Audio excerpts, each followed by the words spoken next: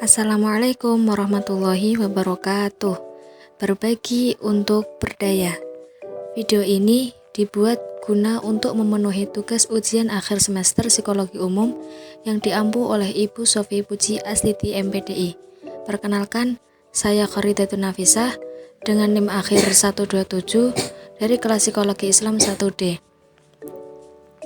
Di sini, saya akan menjelaskan tentang intelijensi. Apa sih intelijensi itu?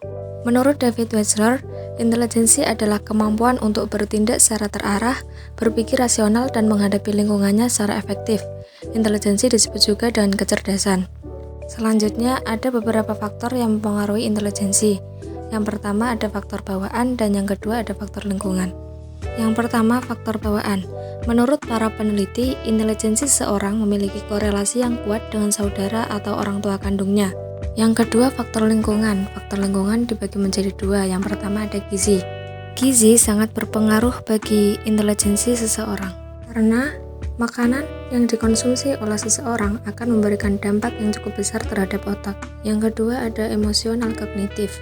Dalam sebuah studi longitudinal yang dituliskan oleh Skills dan Sodak, mereka mengemukakan bahwa biasanya anak yang besar dalam lingkungan yang kurang mendorong atau keras akan memiliki tingkat kecerdasan yang lebih rendah dibandingkan dengan anak yang dibesarkan dalam lingkungan yang peduli dan hangat.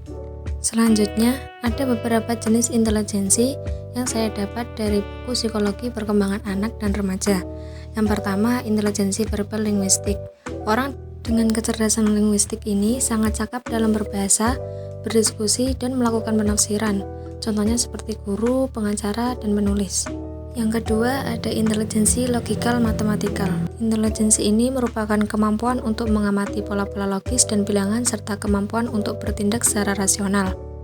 Selanjutnya, ada intelijensi ritme musikal, yaitu kemampuan yang dimiliki oleh seseorang dalam mengenali pola-pola nada dan irama pada bunyi-bunyian atau suara. Contohnya seperti musisi.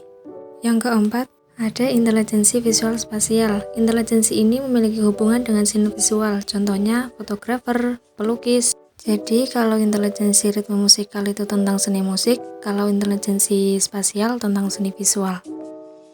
Selanjutnya ada intelijensi bodily kinestetik. Intelijensi ini merupakan kemampuan seseorang dengan menggunakan tubuhnya untuk mengekspresikan perasaan, atau disebut pula sebagai bahasa tubuh, contohnya seperti menari, olahraga.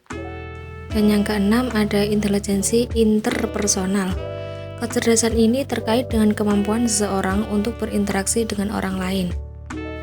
Jadi, pada saat kita berinteraksi, kita harus paham suasana hati orang yang berinteraksi dengan kita.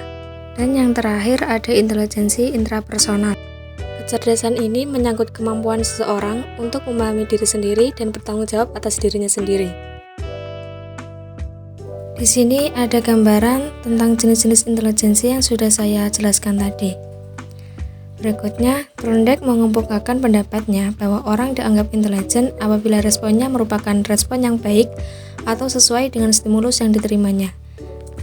Jadi, seseorang dianggap cerdas apabila responnya sesuai dengan stimulus yang diterimanya.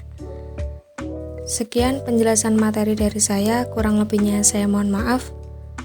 Terima kasih. Wassalamualaikum warahmatullahi wabarakatuh.